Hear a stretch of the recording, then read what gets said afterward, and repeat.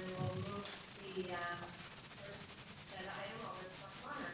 Okay. Well, thanks for coming today. As you know, this session is going to do a deep dive into the budget. The meeting this morning is, where are you in the budgeting process? And just kind of talk about how the process we have really is to stick with the process. There's certainly beginning and we have fiscal year, but it's forever ongoing. The budget that we're living on a day-to-day basis right now is different than the budget we're going to do today in terms of preparing us for next year. One of the things that I think is important.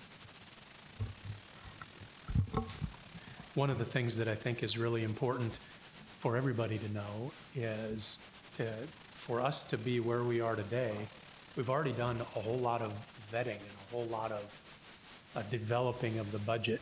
Mr. Veek and the folks in his department have done a great deal of work. Folks at the building level and at the district level have had numerous meetings to get to where we are today. So now it really becomes a matter of what does this look like publicly? What does it look like from a board perspective?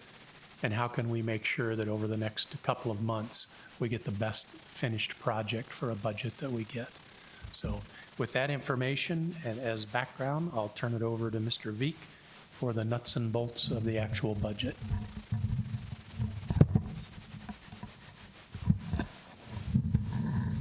Thank you, Dr. Maher.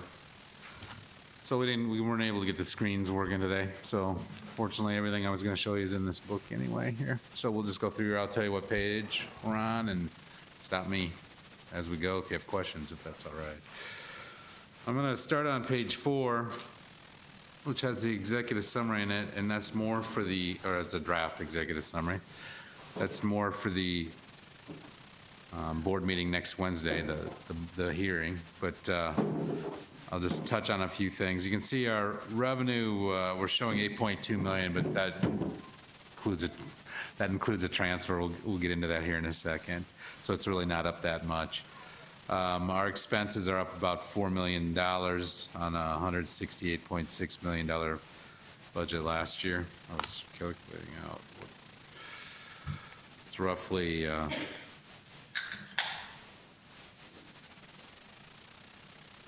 roughly 2.4%. It's heavily influenced by minimal state aid increases. Last year was 0.3%. This year it's 1%. The plan we have will spend into the fund balance by about $900,000 in FY19. It's lower than projected, but that's being driven by a proposed 5.75 million transfer from the capital outlay fund. It's one time. It's not expected to be there into the future. I'm going to walk you through a little bit how that has transitioned over the last 3 or 4 years. It used to show up as an expense in that fund. We'll talk about that here when we get to the 5-year plan. The lowest projected, well, I'm going to get into that. I'm going to get into the plan. I'll just talk about some of the highlights. We have about $1 million in new state aid formula funds due to increased enrollment and projected increase in ELL enrollment. We have about $1.3 million in additional state aid formula funds because of the 1% increase from the state. We have a $900,000 in reduction. I'm going to talk about that in a minute too, due to the reallocation of other fund revenues. We have $1.6 million in additional property tax revenues. We took that opt-out last year after we had done the budget and approved that in July. So that's showing up in this year's budget. We have a $1.1 million reduction in federal funds. We have that one-time transfer, of course, and miscellaneous. When you add all those up and then subtract out $700,000, you basically get that increase. On the expenditure side, we have $2.47 million increase in salaries, which includes 2.7 for the teachers. We have 1.2 almost $1 million increase in health insurance. That's 4.7. Those rates were approved by the board. I think it was last time we met. We have $1.7 million due to elementary, middle, and high school instruction. That's in those instruction packets. That's the increases in the number of students, and then also an increase for the freshman academy at Lincoln High. And curriculum services, I'll talk about this in the 5-year plan as well. But at one point, we had a really large implementation the year we're in right now. So for next year, for the FY19 budget, we have a decrease. We have a proposal to flatten that out in the future. We'll talk about that in the 5-year plan. So those are some of the highlights. I guess, yeah, we can talk. We'll get into the capital outlay and special ed fund as we get through it, and we'll show what happens to taxes as we go through this as well. So this is kind of a summary that fits more for the regular televised hearing. So we'll go through that, and we'll go through these 2 pages in greater detail at that time. So if you flip to page 7, it's Exhibit 5, page 7 and 8. They're the same document. They just show different parts of the, just 2 different views of the same document. It's the 5-year plan that we went over as a committee in late or middle of March. And what we try to do is, and this goes back to the original Finance Action Network, is have a plan where we're roughly around 8.5% in the fund balance as we look out 5 years down the road, and preferably that is leveled off or gaining a little. It's not on a downward trajectory, otherwise we know years 6, 7, 8 are going to look worse. So that's what we budget for, is a roughly 8.5%, take or give a 0.5%, 5 years down the road. And what that represents is at 8.5%, we can cash flow the district. You know, our property taxes, we get them in 2 big chunks, typically November and May. And that 8.5% will get us from June 30th, when the fund balance is measured, through November without having to inter-fund borrow, or if the other funds are low, going to another bank. So that's where that number came up with, and we've been using it for many, many years. I think for over 10 years we've been using that since the first Finance Action Network met. If anybody wants to complain about that, one of the original members is in the audience. It was Doug. Doug was on that original group when he was at Citibank. So what this page versus the next one we're going to look at, what this page shows you is what we have traditionally shown. This Finance Action Network has met 4, 5, or 6 times, I think, since that original time, probably at least 4 or 5. And we put in key variables going forward as we project out, and that's that yellow section there. And we even let that, we would let them, and they didn't meet this year, but we still use this format, and we go through it when the group of 23 of us, the budget committee meets, we look at this as well. And it's key assumptions going forward. And so what we have here, and we have some new ones on here, that other fund redistribution. Now that's kind of a strange deal. That's a new line actually on here. What happened is, a couple years ago when the legislature redid the formula, they took that opportunity, and we always said they should not mess with other funds. Like, a big one for us is the bank franchise tax. Other school districts, it's if you have a weigh station in your district and you don't have very many kids, you get a very large per pupil amount off of those fines that are paid from a weigh station, for instance. They said if you're going to redistribute those, redistribute them as part of a massive overhaul of the formula. And that's what they did 2 years ago. And nobody wanted it done right away to them, because there's winners and losers on that deal. So they phased it in over several years. And they gave you hold harmless, and the hold harmless is it's at 80% of your base amount, which is what you had prior to the passage of that formula. And oddly enough, we Our school district, we represent 17.4% of the total local need in the normal formula. So we would typically get 17.4% of state aid. We represent 12.6% of the other fund revenue. So we should theoretically be a winner on that. But because we had when the base years were set, our bank franchise tax, which is the one fund we win on, the others, if they were not redistributed, we win on the bank franchise tax, we're losers on the others. So when you redistribute it, it goes the other way. Well, that fund was kind of at one of its historic lows, and now it had come back last year, and so it lags for 2 years. So we're actually getting punished in that fund, and eventually we'll work our way out of it. So that's what that first line there, that other fund redistribute, that's actually like a negative 900,000 for us this year. But eventually that'll turn positive as we go out over time, and that's what that's showing. When that fund gets phased in, we'll end up not being a loser on it, it'll be a slight winner, but from 900,000. So that'll get better as we go out. The bank franchise tax, then we've got in there, but that just offsets itself 2 years later. So in the future here, when we get this thing fully funded, we'll just build some type of a flat amount on that, so that if that ebbs and flows, we're not messing up with the budget, because we know it's just going to get redistributed anyway as we work that in. State apportionment, that is sent out based on the number of pupils you have in your school district, so that is not redistributed. So that fund will be, that'll be something that'll still be a variable from year to year as we go forward. And that's what that projection there is consistent with the typical growth in that. Opt-out, we're currently opting out at $9.1 million. I left that number flat. The committee for next year, we left it flat, and then I left it flat going forward.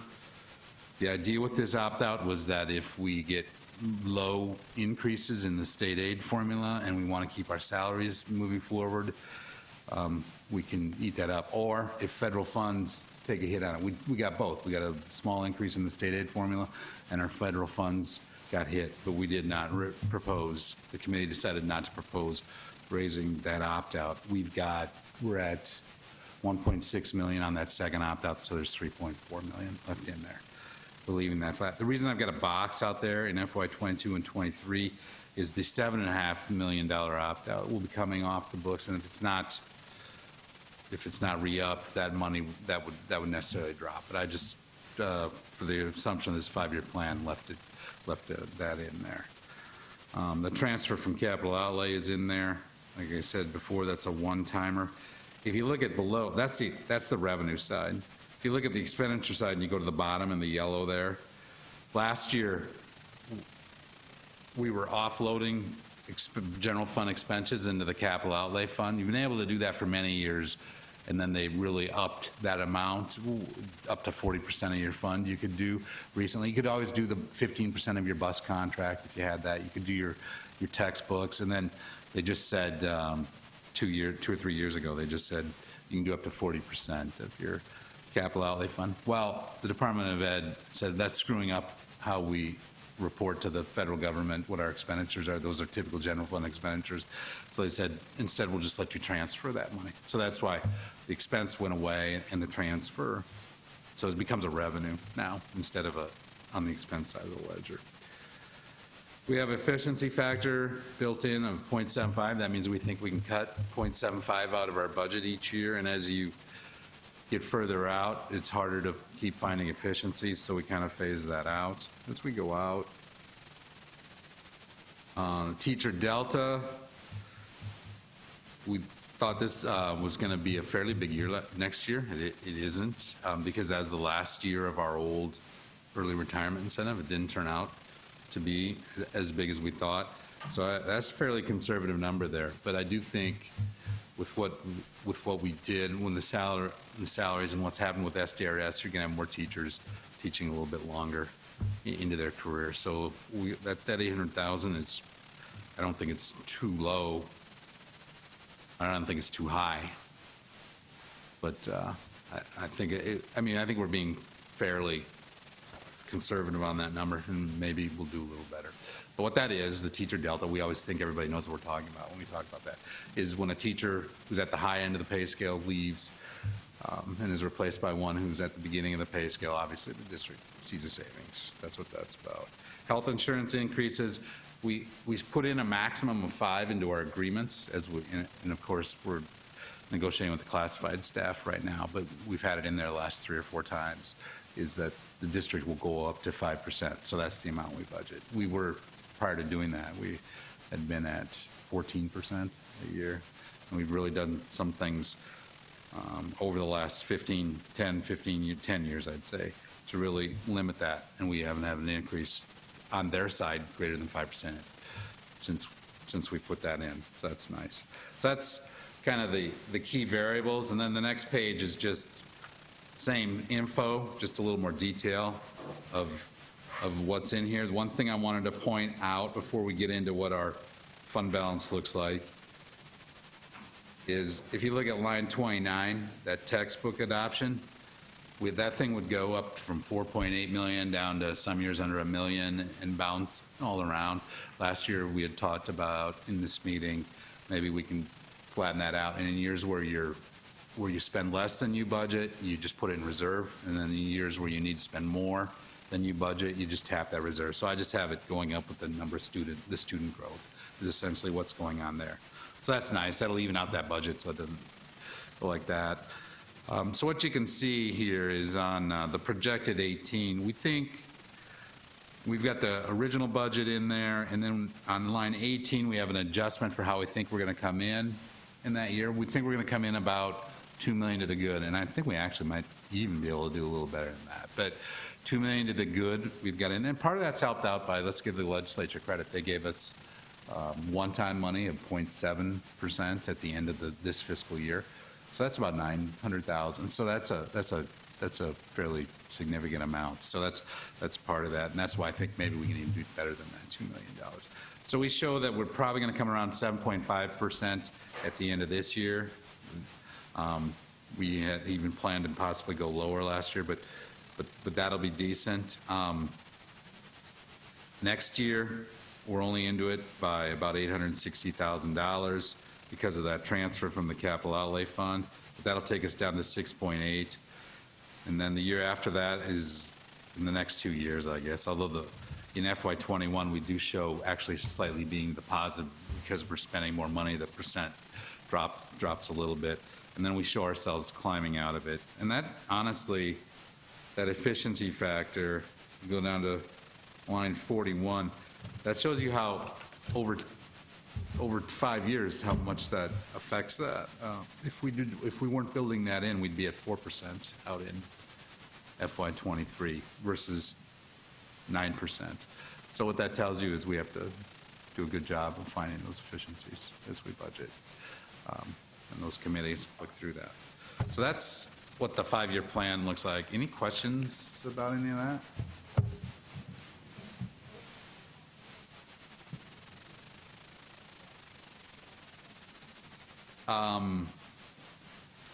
Well,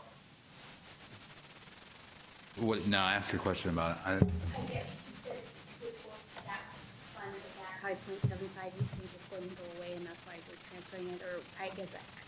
Yeah, I wasn't real clear about it. I was just saying one time, we only built in one transfer once out of the capital outlay fund, as we've kind of been trying to wean ourselves off that. Now, last year we didn't spend as much out of it as we're transferring this year. This year we got hit with the 1% going forward, and we have kind of committed to increasing our salaries in that moving the salary schedule forward instead of backwards. So if we think we can do that, we're going to have to tap into that capital outlay a little more than we had in the past to be able to afford that. And we didn't want to raise the tax. And I'm going to show you what's going to happen to the taxes here in a second. So we did go into that more than we thought, but then as the prior Exhibit 5 on the prior page, as we go forward, we didn't budget anything out of the capital outlay. I think that's a good thing, that we're not planning to keep rating, put that in air quotes, rating the capital outlay fund year in and year out.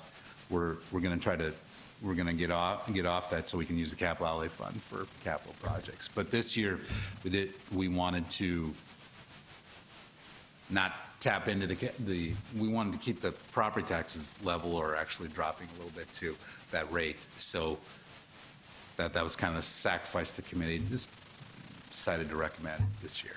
And that's what's going on with that. Not that the money's going away, just that we're not going to move it into the general fund.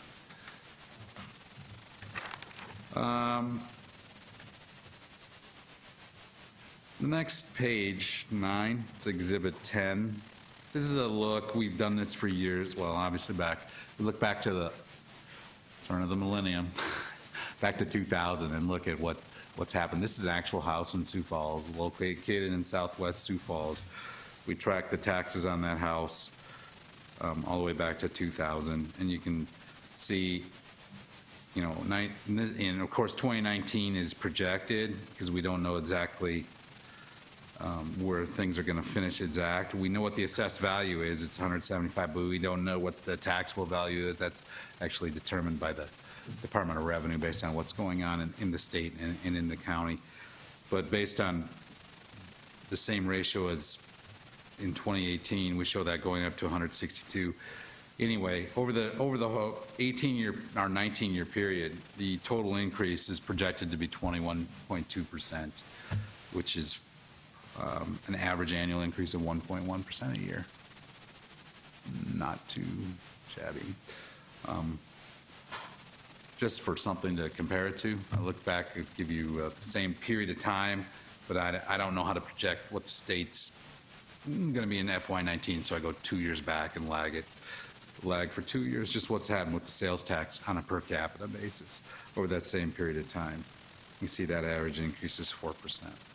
Just a little of where our taxes are going. Oh, I should say the actual levy, though, on a home is projected to drop from $828 this year to $818. And the reason there's a slight increase is because of the valuation of the house projected to go up. So that's what's going on with the taxes in the district. Go through this, but if we go and we look at the general fund revenues, I kind of touched on the biggies, so I think I'm going to skip over that and kind of, in the interest of time, if you have questions on any of those, we can certainly get back to them. There's a little write-up there on page 13 of some of the highlights or lowlights, I guess, if you think of Title I in the restricted general fund. I'll just talk about the one. Title I is projected to drop about 15% next year, and that is a factor of our poverty as ranked by the census. They showed our poverty level dropping in Sioux Falls relative to the rest of the state. So that's why we're projecting that. We're actually slightly over $1 million total, the district budgeted in these restricted general funds. And we'll go through these expenditures here in more detail in a second. The next couple of pages just kind of show you some funds some programs that combine sources. And I don't want to spend a ton of time on that, but it gives you kind of a look at different funding sources that are funding several things in the district, mostly federal, but ELL does combine district, and that's the next page after that. That's page 15. ELL combines several different cost centers combined into fund our ELL program, and that tries to give you so you don't have to flip all around looking for what's going on there. That gives you a snapshot of that, and that's what those 2 pages are for. And then if we look at the expenditures by program on page 17, gives you a snapshot of the entire district, where we were last year and where we're proposing to be next year. And I'm going to kind of skip through that because we're going to go through it in more detail when you get to page 19. On this document, it's page 12, it says page, so there's 2 page numbers, but page 19, if you look at the one in the middle, that page 12 pertains to a different document. But if you go through there, we'll touch on some of these, the major changes. This is where we ask the committees to send us what their recommendation is and then give us a quick write-up, and that's what you see in that right column of what's going on in those. So I'll just take the first one, that's elementary instruction. There isn't a huge change to that. It's just it's 184,000, it's just maintaining their ratio in that fund. It's just a slight 0.45% change, and there isn't, like I said, there isn't a whole lot going on there other than just funding the same ratio at 24.3. I'm not going to touch on all these. I'm just going to touch on the ones that are significant, and those are in color. Blue shows a cut. It was supposed to be green, but I think the printer was running out of, maybe in yours it's green, on mine it's blue. And red shows an increase, a fairly significant one. Of course, Literacy in Action, you heard that report a couple of months ago. That program was eliminated. There's some other increases I'll talk about that are kind of offsetting that a bit. Lunchroom supervision, we budget for that. That is not a major change, although it is showing up blue. Anything over 0.5% shows up, or a decrease. It's not a major decrease, but it's in there as well. Administrative services. It's level 4 of 4, so it isn't a big change. It's just more how the salaries broke out among the elementary principals. Quick question on that, just for clarification. Yeah. It says, we'll provide principals at 22 elementary schools along with 2 assistant principals at 2 schools. So 2 schools will have 1 principal and 2 assistants, or they'll have 1 principal and 1 assistant? 1 and 1. Okay. Yeah. Just wanted to- And, those are, assistant principals versus admin interns are in staff development because they're learning how to become an administrator. So that's the difference there. We work our way through, I'm going to kind of focus on the level 5s. If you go down to, or big cuts below 4, if you go down to tab 17, it's on page 20. It's high school instruction. That contains the 3.8 FTE for the freshman academy at LHS. That's would be similar to the freshman academy at Washington. That's showing good results in getting freshman kids their required number of credits so they can become sophomores. And that's critical to helping with the graduation rate. And we have one at each of the high schools now. It's not an academy at Roosevelt. They've got a different R2 program is what they use. Freshman Academy in Washington. We even have R2 at Roosevelt.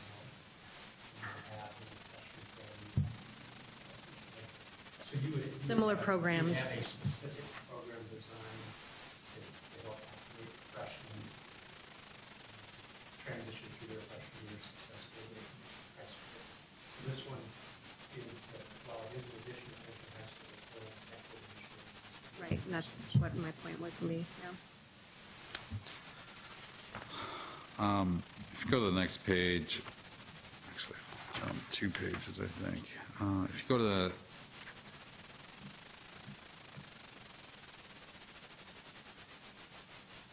next, I'm going to skip down to,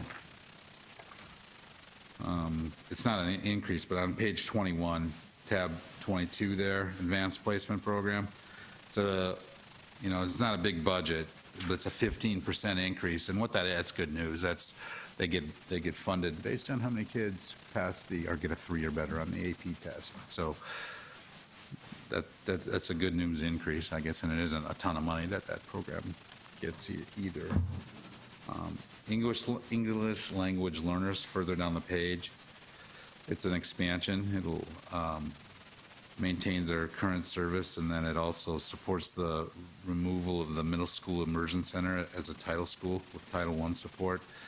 So the increase of 1.1 teacher FTE makes up for that, where they're moving out. We divided out the middle school immersion center. It's now in 2 places. It used to be at McGovern and now it's over at Whittier. In a couple of years, it will be, every school will just have their own immersion program. There won't be an immersion center, or there'll be their own ELL program. That's getting ready for that. As we go through here further, transportation services, it's on page 22. So can I ask one question? So that English language learner pull-out you have on page 15, it doesn't have then that $4 million from the high school in that line item, is that correct?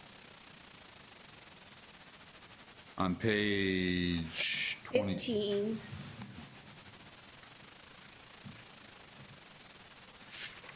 Back on page 15.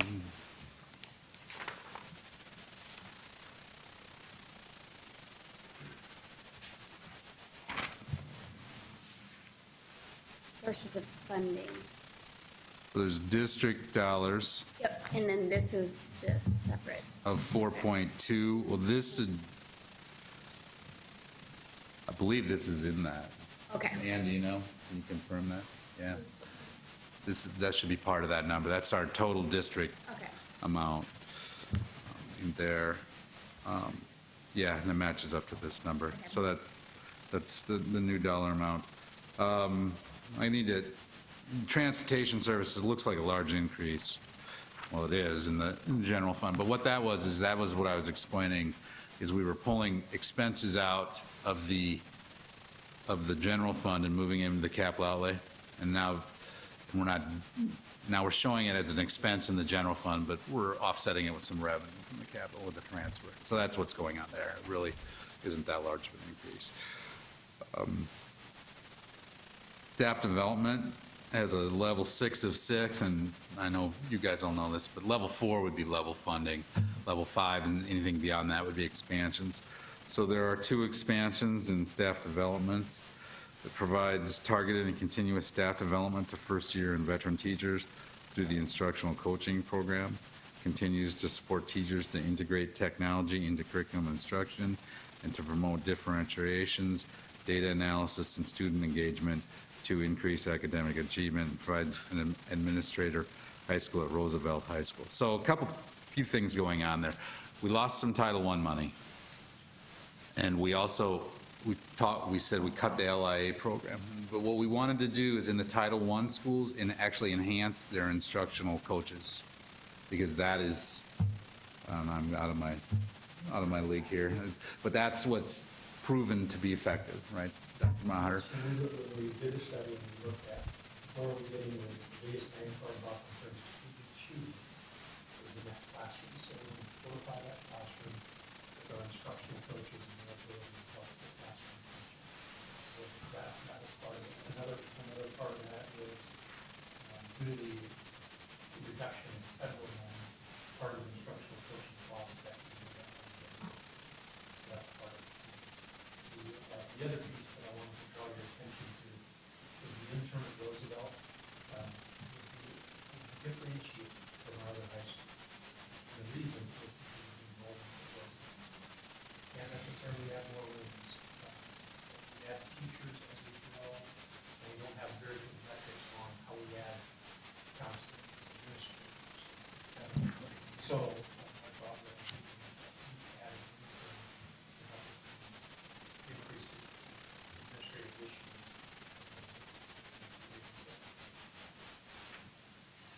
So just working our way through here, tab 39 on page 23, that's student assessments. That's expanding the MAP assessment, so you get it all the way up through middle school. Administrative legal services has 2 expansions, and those are part. You've heard about these reported. That's part of the strategic plan, and it can, we came up with some one-time money this year to fund the pilot study with Kinvolved. This will actually put it into the budget. And then they created the teacher pathway program and the teacher internship program. That's what these expansions do. They fund all those elements of the strategic plan. So that's the unrestricted general fund budget. Restricted has some interesting variances going on there, including Title I set-aside going away. That program's not funded by the federal government anymore. We did talk about, and then I'm on page 24, about Title I, improving basic programs, having a 7% budgetary reduction. I think the different, we're thinking 15, but do we have some carryover and some things like that? I'm asking you. Yeah. So that's what's going on there. And Title II is taking a big cut as well, and that's improving teacher quality. You see that as well. And then language instruction isn't a huge grant, but that shows a cut as well. So the federal money is really a hit. I mean, it's a hit to the budget. And that's part of what we talked. Total of $1 million in there being cut district-wide.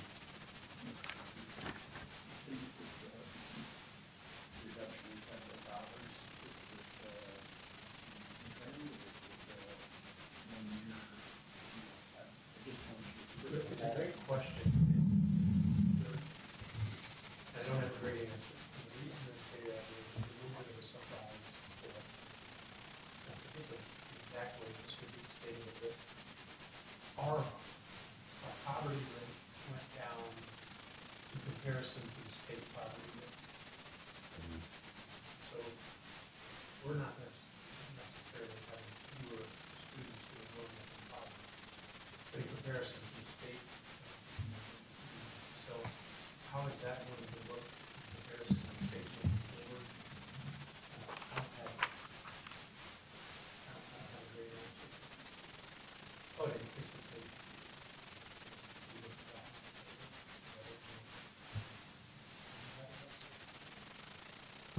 It depends on what goes on in Washington. I don't think we're going to drop more as our share of the pie. It depends on, if anybody knows what's going to go on in Washington. Right, and I guess that was my conversation, is in terms of the pie, if you will, I don't see our share being small, and that's what happened this year. So the question is, will that pie be reduced? I guess that's what it's- 340, I don't know that we could predict what's going to happen in Washington. It'll change. One question with the loss of funds for instructional coaches. I know prior to us having the instructional coaches program, we had veteran teachers who would get like a $500 additional payment for helping teachers.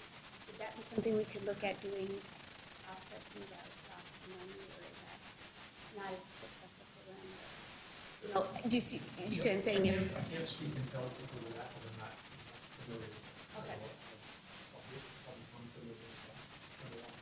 Number two, in the end, we're not losing instructional coaches.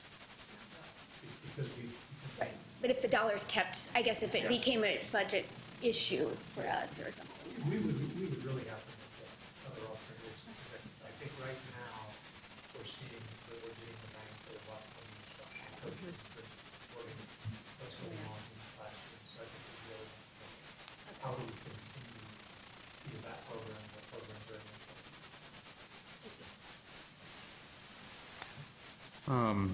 So if you go to page 29, you can see the role of the special education fund.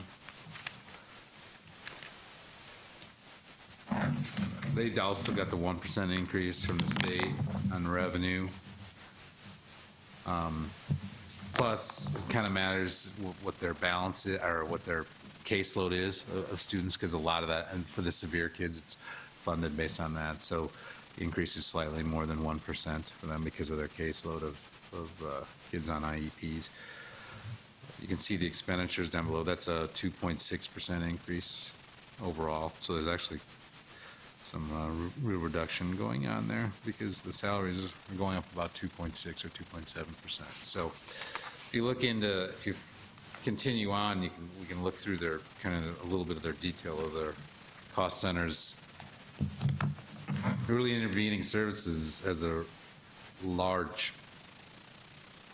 cut. Reducing one English language arts adoption.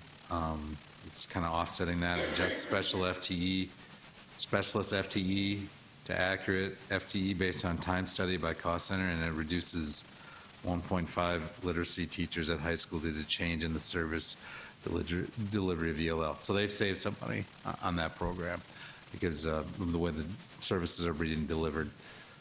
It doesn't qualify as an early intervening service anymore. Not that the services, they're just being delivered differently, and that's part of that general fund.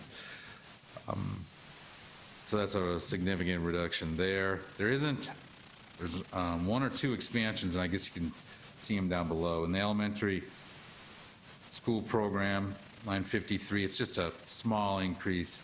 Some of that increase is for growth in the program, just based on the caseload. So it isn't, we don't consider that an expansion, but we're going to purchase this early reading test of early reading achievement, TARA, and that isn't more dollar amount. That isn't a ton of money, if I remember, but it is an expansion because they're not buying it now. And then the elementary behavior programs, the increasing number of elementary students with emotional and behavior deficits with the support skills they need to be safe in a school environment, and provides for the purchase of the TARA for that program as well. So that those are the two expansions in special ed. The rest of it is some of those cost center reductions. I think had to do with the size of them too. Last year they had a very expensive curriculum adoption. This year the costs went down. So overall, a 2.7% increase. Any questions on? I kind of went through those in a hurry, but we'll run out of time. So special ed, there isn't a ton of changes to that program. If you get to page 34, it's there's a lot of detail in the capital outlay fund requests, but page 34 is what our plan looks like going forward. Now, just you study that plan, but it's kind of divided up into areas there. Like line 13 is your total revenue available. Next year we're estimating 32.7 million available in revenue. And then if you go down, that's on line 13. If you go down to line 21, that's the first big chunk of expenses. That's all our debt service for next year. It's about $14 million of that 32 that we have to spend is for capital outlay certificates we've passed we've issued in the past. And then we get into the kind of the more day-to-day expenditures, and you can see we're committing a good, and that's that, you know, and this will be part of this capital facilities planning that we're going through as well. Jeff has that big, thick, well, he's got a couple of big, thick documents, but one of those is his 15-year maintenance plan. This funds that, and that's on line 25. And so this year we're at $6.3 million. And we just look at what he's got showing up in his schedule, and we budget those out into the future. So if you work your way through this, other items of interest are the technology expenditure. I've got to get rid of one of those line items because I moved it down. But basically $4 million is funding that tech plan that Mike presented to you a meeting or two ago. So that's those are the three biggest expenditures in the fund: the debt service, the big renovation and maintenance, and the tech plan. And then we have some replacement banks and what below. We are not putting any money into the CIP projects, just a little bit, 41,000 next year. But you can see then as that transfer goes off, it becomes, and that's line 37, becomes 6.6 million, 6 million the next year, basically, 6 million then out in FY 23, maybe even up to $9 million.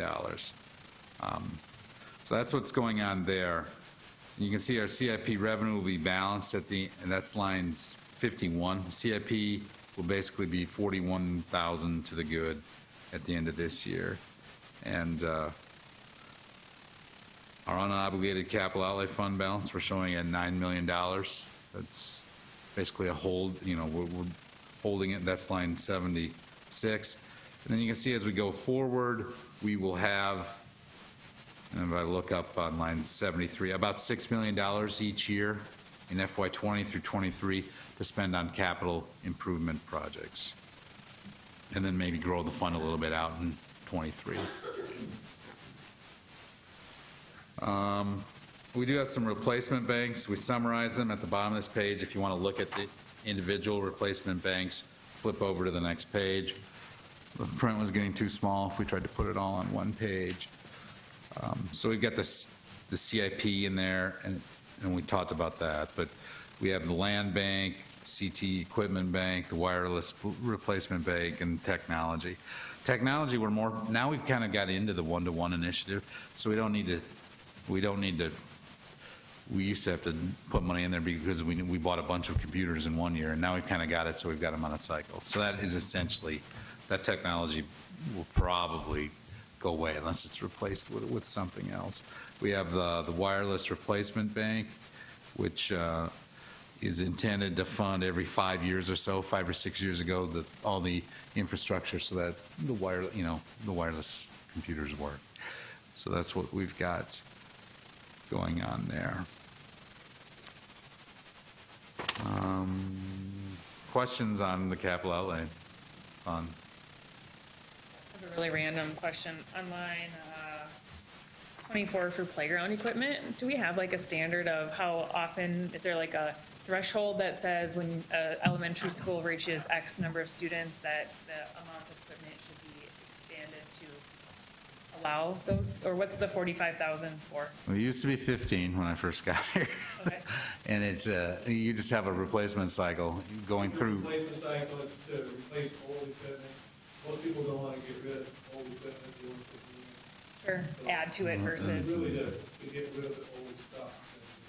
okay. And they're essentially on a 20-plus year cycle because it's one elementary a year, which is what we budget I just for. feel like there's a lot of elementary schools right now who are doing like PTO fundraisers. Oh, yeah. to buy equipment. So when I saw that, and it made me wonder, like, where does that go? Who gets that? Is there a drawing every year? No? Okay, thank you. Yeah. And it's kind of something that changes from year to year because when you do the inspection, one might jump up before another one. So you got to kind of look at those conditions. And then we coordinate with the PTOs and we coordinate them together to understand. Sure. We'll supply X amount if you want to add to that. Yep. Thank you. So there's details of all the requests. If you want to see that, starting on page 37. More detail than you probably want to see, but it shows what was requested and what was funded there. And then page 44 is a roll-up of the tax-supported funds. It's just all the tax-supported funds on one page. You can see the total expenditure budget is $251 million. For the general fund, special ed fund, and capital outlay fund, we're down to 3 tax-supported funds right now anyway. And then in the back of the book, starting on page 45, are your self-supported funds. They include the ComEd, which has several different sub-funds in it. Carpentry House, which we said a couple years ago. A few years ago, it mostly just used to, the Carpentry House, we'd probably get rid of it. It used to fund the materials to build a house, but now we have 2 different entities providing those materials, and what this does is replace equipment, is what that fund does. We got the Reprographic Center, which is the copy center, bills back, produces copies and bills back to the different buildings. Food Service Fund, that you're supposed to meet, there's a federal number you're supposed to be at, so we're basically raising that 10 cents a year, every year, what we charge in that because of the federal, there's a dollar amount that you're supposed to be at, and we got up to it, and now it's basically 10 cents a year to stay at that level. They want you'd be charging to be keeping up with what they're kicking in on their side is essentially what that is. Insurance Trust Fund, I talked about that a little bit earlier in the other funds, but The average increase next year would be 4.7%, depending on which group you're in or whether or not you meet you get the wellness initiative. That fund has gone up 29.5% over the last 8 years. That's an average increase of 3.3. So we've beat that 5 is what we've done in there. And then kind of not the details so much, but the roll-ups by the different funds follow behind that page. And then there's a roll-up of all these funds on page 50, sorry.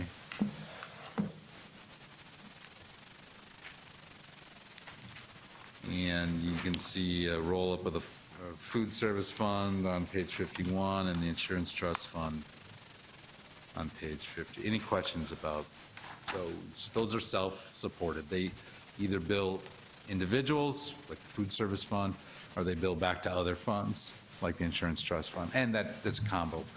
Our employees also kick into that as well. Questions on any of those?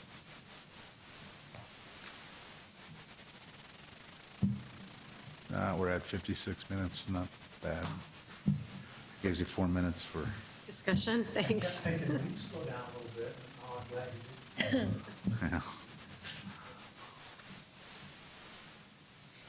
Anybody have any questions for Todd? Well, I know a lot of work goes into it, and appreciate all staff time and people in the community that sit on the budget committees and that roll up to the budget committee itself. So it's a lot of time that goes into it. So I appreciate all that. And your team especially, Todd. Those guys out there as well. Yep. Thank you. There's like 150 different people that sit on these different. Yeah, so. A lot of representation. Okay. So, no other questions? Just a reminder for that, the 11th, right, is when we'll actually Yeah, we'll- preliminarily, so if people have comments or questions. That's right. So the regularly scheduled board meeting was moved from Monday to Wednesday at 5:30, and we'll have a budget hearing at that time. So, okay. Thank you. Move on to committee reports.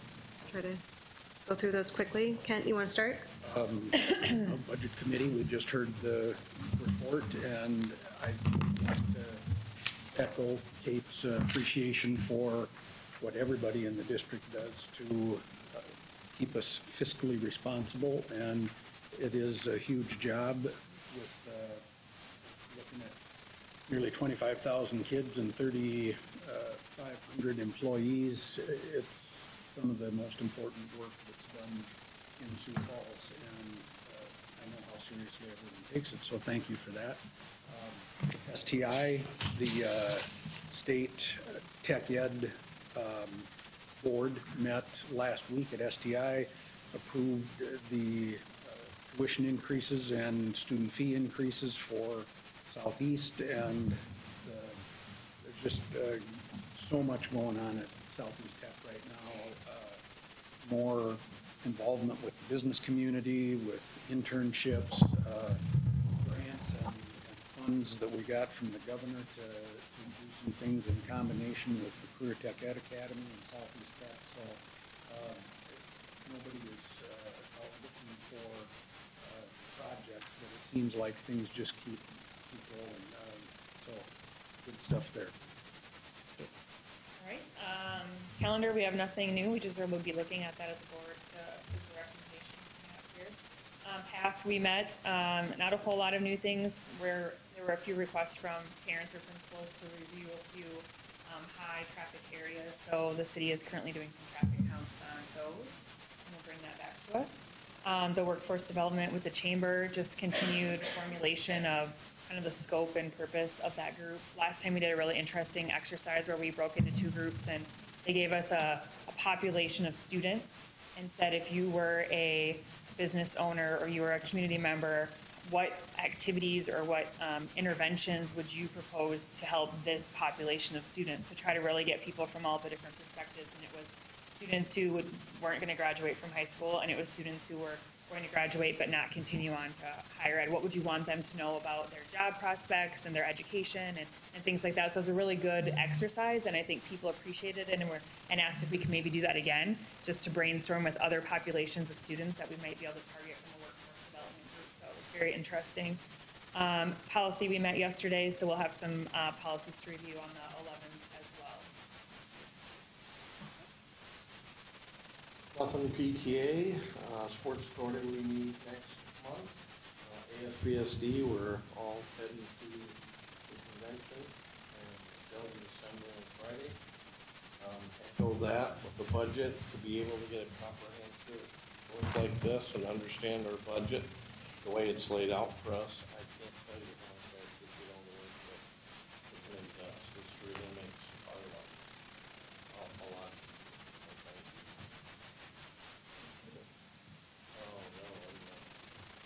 Thank you. Insurance, there was really nothing new. I think we're waiting on the VOIA stop loss policy.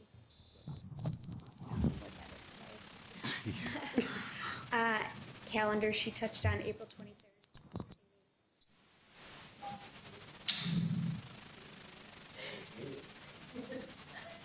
It's not gonna work. The snow day. Affordable housing. When is that? Sorry, when's the calendar meeting? I believe it's April 23rd. Is that right, Jamie? We're voting? Yeah, on the 23rd. Yeah. April 23rd, bring the calendar. Gonna get to the next week, and I'll see how first. You want to wait till it's all done? Let's hope. I've had a couple of requests from home that the snow day not be made up. Me too. I'll be at work this evening. I told my kids not to count on it, so. Education Foundation, we postponed our meeting from yesterday till next week since there was no school to the teachers who had the day off and so forth. So I'll update you next time on that. And affordable housing, we did not meet, but we sent out a draft 2017 of what they did for the year. And just a little update, for example, they did $1.8 million on 16 units in the city of Sioux Falls. 9 have been completed. 7 are still in process, hopefully be completed this year. 8 were single family, 8 were apartment units. The whole report can be found on the City of Sioux Falls website when it was adopted. Budget Kent touched on, policy Carly touched on, Head Start we met on the 19th. The class review just completed, and class stands for, Head Start class stands for? Assessment of educational. So we just went through the assessment for that, and the grant is completed. So we're still getting good parent participation at our meetings. We have a waiting list of about 189 students currently. And then the Chamber Board met last week, and Dr. Maher came and gave his facilities presentation.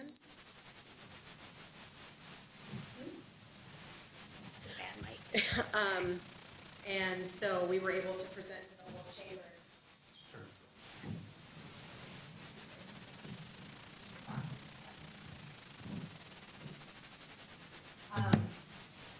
Dr. Maher came in and presented the facilities Similar to what we've all heard during the community engagement meetings that we held last week.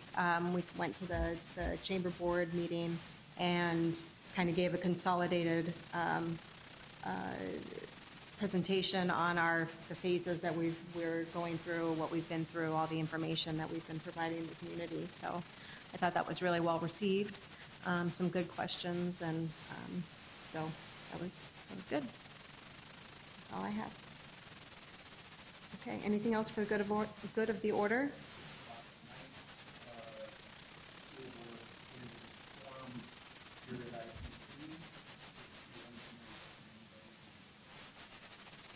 And reminder that next Tuesday there is an election. Yes. If you're listening, please vote. Next Tuesday, there is a school board election along with the city and mayoral. There might be another election, I think, going on right then. Yeah. So a reminder to those listening that that please go out and vote. All right, anything else? All right, move to adjourn? All right, we are adjourned. Thank you.